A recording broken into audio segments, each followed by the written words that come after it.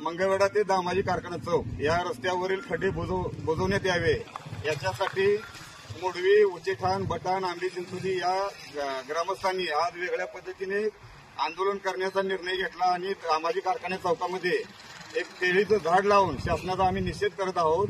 मंगळवेढला जाण्यासाठी लोकांना नाहक त्रास सहन करावा लागत आहे। जागोजागी खड्डे पडलेले आहेत। एसटी गावाची यायची बंद व्हायला लागलेली आहे।